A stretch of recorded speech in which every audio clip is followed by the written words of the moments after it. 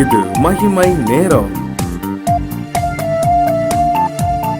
இயேசு கிறிஸ்துவின் இனிதான நாமத்தினாலே உங்களை யாவரையும் வாழ்த்தி வரவேற்கின்றேன். இரண்டாவது நாளின் காலை வேளைக்காக நான் தேவனை ஸ்தோத்திரிக்கிறேன். முதல் நாளிலே நாம் கர்த்தருடைய நாமம் என்ன, எல்ரோயி, என்னை காண்கிறவர் என்று சொல்லி நாம் தியானித்தோம்.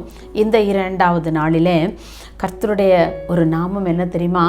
மக்னாயிம், அதாவது தேவனுடைய சேனை என்று சொல்லி ஒரு பெரிய ஆர்மி.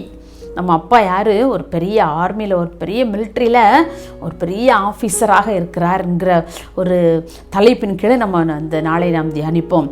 பாருங்கள், யாக்கோபு தன்னுடைய இரு மனைவிகளையும் பிள்ளைகளையும் லாபானிடத்தில் சம்பாதித்த தனக்கு சம்பளமாக பெற்ற தன்னுடைய ஒட்டகங்கள், ஆடுகள் எல்லாவற்றையும் எடுத்துக்கொண்டு கழுதைகளோடு அவன் கானான் தேசத்திற்கு புறப்பட்டு செல்வதே லாபானுக்கு சொல்லாமல் நினச்சிடான், அவனுக்கு அறிவிக்காமல் அப்படியே புறப்பட்டு செல்லுகிறான்.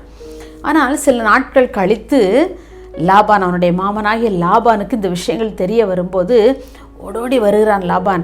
ஐயோ, என்னுடைய பிள்ளைகளை நான் பார்க்க வேண்டுமே, என்னுடைய பிள்ளைகளை நான் முத்தமிட வேண்டுமே என்று சொல்லி அந்த ஒரு 7 நாள் பிரயாணம் பண்ணி அந்த லாபான் ஓடி வருகிறான். அந்த கீலேயாத் அப்படிங்கிற மலையிலே அவர்களை கண்டுபிடிக்கிறான். அங்கே ஒரு பெரிய விருந்து நடத்துகிறார்கள். ஏன்னா எல்லா பிள்ளைங்கள் எல்லாம் மருமகை மகா எல்லாருமே என்ன செய்கிறாங்க, பேர குழந்தைகள் எல்லாருமே தன்னுடைய வீட்டை விட்டு போகிறாங்க அப்படின்னு சொல்லி ஒரு பெரிய கற்குவியலை அந்த இடத்துல உண்டு பண்ணி நல்ல விருந்தெல்லாம் வைக்கிறாங்க. அப்போது பாருங்கள், பின்பு தொடர்ந்து என்ன செய்கிற லாபான் தன்னுடைய இடத்துக்கு திரும்பி போய் விடுகிறான். யாக்கோபு திரும்ப பிரயாணம் பண்ணி கொண்டே இருக்கிறான். அப்படி பிரயாணம் பண்ணுகையிலே அவன் தேவனுடைய சேனையை காண்கின்றான். அவன் இந்த வனாந்திரமான இடங்கள், காடு மேடுகள், மலைகள் எல்லாவற்றையும் கடந்து கானான் தேசத்துக்கு நேராக அவன் பிரயாணம் பண்ணி கொண்டிருக்கும்போது அவன் தேவனுடைய சேனை காண்கின்றான். நிச்சயமாக அவன் ஜெபித்திருப்பான் இல்லையா?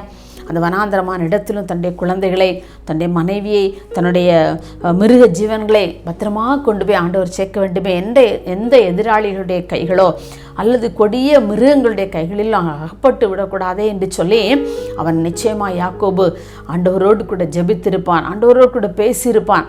அப்போதுதான் அவன் காண்கிறான், தேவனுடைய ஒரு பெரிய சேனையை அவன் கண்கள் காண்கிறது. தேவன் அவனுடைய கண்களை திறக்கின்றார். தேவனுடைய சேனையை நீ பார் என்று சொல்லி அவனுக்கு அவன் ஒரு கிருபை கொடுக்கின்றார். அப்போதான் அவன் அந்த ஆண்டவருடைய சேனையை காண்கிறான். எவ்வளவு திரள் கூட்டங்கள் இருந்திருக்கும் இல்லையா? சேனை ஒரு ஆர்மின்னு சொன்னால் எவ்வளவோ பேர் அதில் இருப்பாங்க இல்லையா? அதே போல தான் நம்முடைய ஆண்டவரும் பராக்கிரமசாலியாக அவருடைய சேனைகளோடு கூட நம்மோடு கூட ஒவ்வொரு நாளும் நம்மை வழிநடத்தி வருகின்றார். நம்முடைய ஆண்டவருக்கு ஒரு பேருண்டு, சேனைகளின் கர்த்தர் என்பது. சேனைகளின் கர்த்தர் எப்போது நம்மோடு இருக்கிறார் என்பதை நாம் ஒரு நாளும் மறந்து போகக்கூடாது. சங்கீதம் 46, 7 மற்றும் 11 வசனங்களை வாசிக்கின்றோம். சேனைகளின் கர்த்தர் நம்மோடு இருக்கிறார் என்று சொல்லி. யார் நம்ம கூட இருக்கிறாங்களா? சேனைகளின் கர்த்தர். நம்ம சொல்லுவோம், எங்கள் அப்பா ஒரு பெரிய ஆஃபீஸராக இருக்கிறாங்க, அந்த இதில் பேங்க்கில் ஒர்க் பண்ணுறாங்க, பேங்க்கில் மேனேஜராக இருக்கிறாங்க, இல்லை இங்கே பிரின்ஸிபலாக இருக்கிறாங்க அப்படிலாம் சொல்லும்போது நமக்கு ரொம்ப பெருமையாக இருக்கும்ல. இல்லை நம்ம சொந்தக்காரங்க, நம்ம உறவுகளில் யாராவது பெரிய பெரிய ஆஃபீஸில் நல்ல பொசிஷனில் இருக்கும்போது நம்ம சொல்லிக்கிறதுல ரொம்ப சந்தோஷமாக இருப்போம்.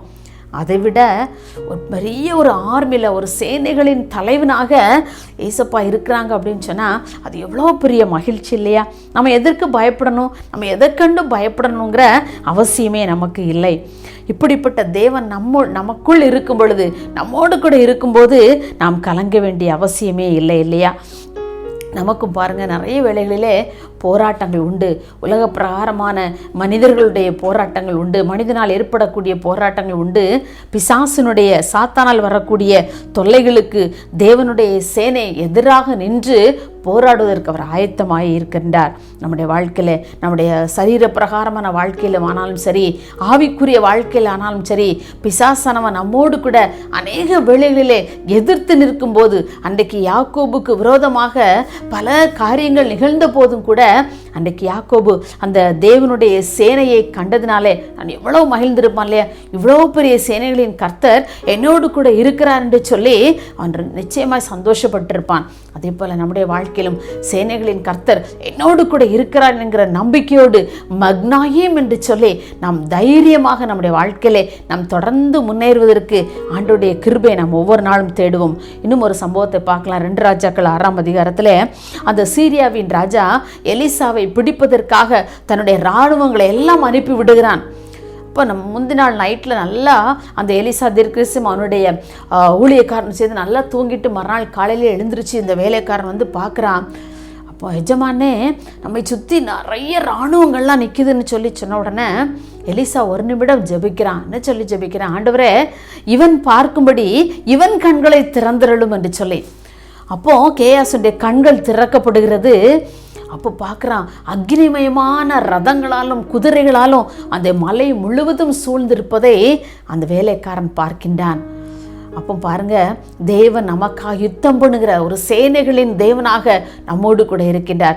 அன்றைக்கு எலிசாவிற்காக அக்னிமயமான ரதங்களும் குதிரைகளும் வானத்திலிருந்து இறக்கப்பட்டது என்று சொன்னால், இன்றைக்கு உங்களுக்கும் எனக்கும் கூட நிச்சயமாக நீங்கள் ஆண்டவரையே நம்பியிருப்பீர் என்று சொன்னால், நான் ஆண்டவரையே நம்பியிருப்பேன் என்று சொன்னால், நிச்சயமாக ஆண்டவர் வானத்தின் சேனைகளை அனுப்பி தந்து நம்மளை பாதுகாக்கிற தேவனாக இருக்கின்றார். ஒவ்வொரு நாளும் நம்மை பாதுகாக்கிறவராக இருக்கின்றார். நாம் ஆண்டவருடைய சேனையை என்றைக்காவது நாம் கண்களால் கண்டிருக்கிறோமா? அக்னிமயமான ரதங்களால் குதிரைகளால் சூழப்பட்ட அந்த மலை அன்றைக்கு எலிசா பார்க்கும்படி அவனுடைய கண்களை திறந்திரலும் என்று சொல்லி எலிசா ஜெபித்த போது அவன் கண்களை ஆண்டவர் திறந்தார் இல்லையா? அதே போல் நம்முடைய வாழ்க்கையில் கூட நாம் கேட்போம், ஆண்டவரை, எனக்கு விரோதமாய் போராடுகிற அநேக ஆயுதங்கள் உண்டு, மனித ஆயுதங்கள் உண்டு, சரீர பிரகாரமான ஆயுதங்கள் உண்டு, ஆவிக்குரிய பிரகாரமான ஆயுதங்கள் உண்டு. எல்லாவற்றையும் ஆண்டவரை நான் முறியடிக்க எனக்கு உம்முடைய சேனை, நீர் எனக்கு முன் சென்று சேனைகளின் தள கர்த்தனாக நீர் முன்னின்று எனக்காக யுத்தம் பண்ணுங்க என்று சொல்லி மக்னாயும் என்று சொல்லி நாம் அழைக்கும் பொழுது நமக்கு எவ்வளோ பெரிய ஒரு மகிழ்ச்சி இருக்கிறது அல்லவா? இந்த தேவனுடைய சேனை நம்முடைய வாழ்க்கையில ஒவ்வொரு நாள் நம்மை பாதுகாக்க நாம் ஜெபிப்போம். எங்களை நேசிக்கிற அன்புள்ள இயேசுவே, இந்த நல்ல 2வது நாளின் காலை வேளைக்காக உமக்கு நன்றி செலுத்துகிறோம்ப்பா. ஆண்டவரே, இந்த நாளில் கூட எங்கள் தேவனாகிய கர்த்தர், சேனைகளின் தேவனாகிய கர்த்தர், நீங்கள் எங்களோடு கூட இருக்கிறீர், அந்த நம்பிக்கைக்காக உமக்கு நாங்கள் நன்றி செலுத்துகிறோம். ஆண்டவரே, எங்களுடைய வாழ்க்கையில் நீர் மக்னாயமாக ஒவ்வொரு நாளும் எங்களை, எங்களுடைய குடும்பத்தை ஒவ்வொரு நாளும் நீ வழிநடத்துகிற தேவனாக இருக்கிறபடினாலும் உமக்கு நாங்கள் நன்றி செலுத்துகிறோம்.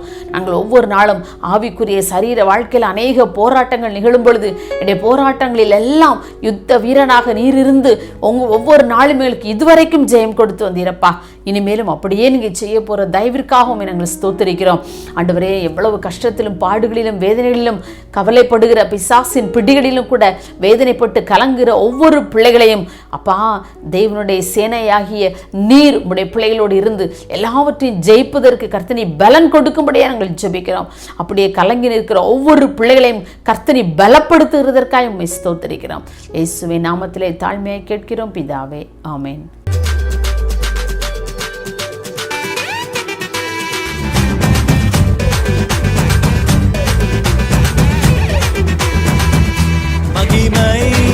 மகிமை